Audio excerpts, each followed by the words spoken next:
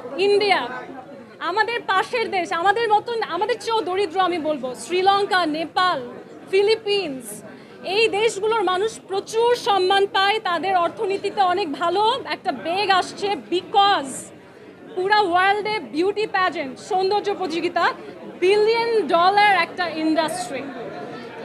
It's a $20 billion industry, যেখানে $20 billion ইন্ডাস্ট্রিতে বাংলাদেশকে কোন পর্যায়ে নিয়ে যাওয়া সম্ভব এই সেক্টরে এখন পর্যন্ত আমাদের দেশের মানুষ এটা অনুধাবন করে না। তারা মনে করে যে এই একজন নারী মিস বাংলাদেশ শুরু করেছে, পৃথিবীর দেশে দেশে সেই নারীদেরকে নিয়ে রিপ্রেজেন্ট করাচ্ছে, এটার ফল কি? এটার আসন্ন ফল হচ্ছে একসময় আমাদের দেশে প্রচুর পরিমাণে ট্যুরিজম বাড়বে, আমাদের দেশের ফরেন ডিরেক্ট ইনভেস্টমেন্ট, যেটা আমাদের সরকার প্রতি বছর বা বিগত সময়ে যারা যারা সরকার ছিলেন তারা সবাই চেষ্টা করে যাচ্ছে যে কেমন করে বাংলাদেশে ইনভেস্টমেন্ট আনা যায়। Because of this the pageant we are doing, সেটা বাস্তবায়ন হবে।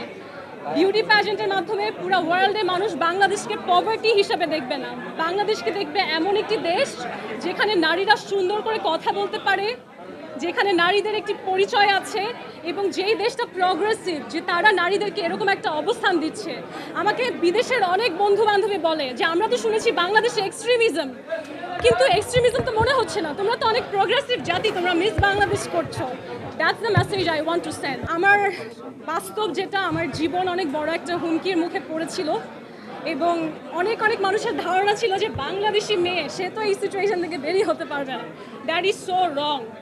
No matter who you are, অনেক অনেক শক্তিশালী দেশ, অনেক শক্তিশালী ব্যাকগ্রাউন্ড থাকার প্রয়োজন হয় না। আপনি যদি আপনার সততা, আপনার সত্যের সাথে, সাহসের সাথে সামনে আসেন, কথা বলেন, the universe has a system. হ্যাঁ, সৃষ্টিকর্তা আপনাকে সেই শক্তি দেবে যে কোনো শক্তিশালী মানুষের এগেনস্টে নিজের অবস্থান পরিষ্কার করেন।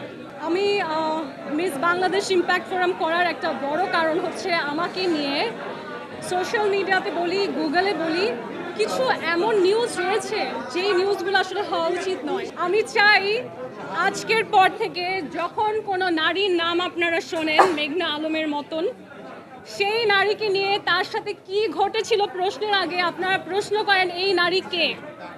আমাকে নিয়ে আমি অনেক অনেক নিউজ দেখেছি যে একজন আননোন মডেল।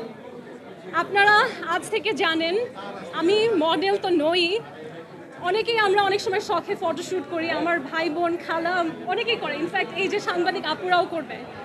ইটস গুড, আমি যদি মডেলিং করিও সেটা তো খারাপের কিছু নয়, অনেক ভালো বিষয়। ইনফ্যাক্ট আজকে আমরা দেখেছি যে মডেলরা কত সুন্দর ও স্মার্ট হয়, কিন্তু সেই মডেলিং ইন্ডাস্ট্রিতে আমি নেই। বাস্তব যেটা, আমি মিস বাংলাদেশ ফাউন্ডেশনের চেয়ারপারসন, আমরা সোশ্যাল ডেভেলপমেন্ট গোলস নিয়ে কাজ করি। থ্যাংক ইউ সো মাচ যে আমার ইন্ডাস্ট্রির সব পপুলার মানুষরা মিস বাংলাদেশের মতো একটা শক্তিশালী মাধ্যমে তারা সাপোর্ট করতে চলে এসেছে, এবং এই যে নেগেটিভ নিউজ এগুলোর কারণে যে আসলে আমাদের নারীরা পিছিয়ে যাচ্ছে তারা সেটা রিলেট করতে পারছে। I am really thankful to them. Sustainable development goals, climate justice, এগুলো নিয়ে আমরা কাজ করি, বিভিন্ন অ্যাম্বাসির সাথেও করি, এবং এই কাজের ফলে আমি এবং আমার যারা উইনার্স রয়েছে, আমার ইচ্ছা is not here but there are winners from my organisation, তাদেরকে অনেকগুলো অ্যাম্বাসি, মানুষ বলে যে বাংলাদেশের মানুষ ভিসা পায় না, আমরা যখন ভিসার জন্য অ্যাপ্লাই করি আমাদেরকে 2 দিন বা 1 দিনের ভেতরে ভিসা দিয়ে দেয়। আমরা ফিলিপিন অ্যাম্বাসির সাথে ভায়োলেন্স এগেইনস্ট উইমেন নিয়ে কাজ করেছি।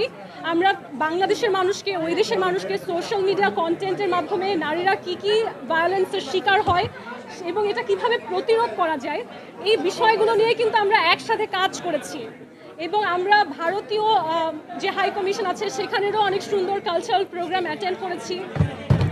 এবং আমাকে নিয়ে যত কথা হচ্ছে তার ভিত্তিটা হচ্ছে মিস বাংলাদেশ ফাউন্ডেশনের এই সমস্ত অ্যাম্বাসির সাথে একটা সুন্দর উদ্যোগ রয়েছে। আমি চাই বাংলাদেশের মানুষ সেই বার্তাটা বুঝতে পারুক, এবং আমরা যেন শক্তিশালী কোনো নারীকে দেখলে তার ব্যাকগ্রাউন্ড নিয়ে প্রশ্ন না করি, সেই বার্তাটা যেন আমি পৌঁছাতে পারি। মিস বাংলাদেশ ইম্প্যাক্ট ফোরামের মাধ্যমে আমরা একটা ফেলোশিপ স্টার্ট করতে যাচ্ছি 1 মাস ব্যাপী, এবং এই ফেলোশিপের মাধ্যমে আমি আমাদের যে কন্টেস্টেন্টরা আসবে তাদেরকে সরাসরি বিভিন্ন দেশের ডিপ্লোম্যাট, বিভিন্ন পলিসি মেকিংয়ে যারা কাজ করেন, যারা স্কলার্স রয়েছে তাদের সাথে একটা ডিরেক্ট সংযোগ ঘটিয়ে তাদের এডুকেশনটা ইমপ্রুভ করার চেষ্টা করব। এই ফেলোশিপের মাধ্যমে আমরা চেষ্টা করব ইয়াং ডিপ্লোম্যাট তৈরি করা, অর্থাৎ কূটনৈতিক যে কোয়ালিটিস থাকার দরকার হয় আমার দেশের মানুষের মধ্যে, যেন সেই কোয়ালিটিগুলো ডেভেলপ করা সম্ভব হয়, আমরা সেই প্রস্তুতি নিচ্ছি।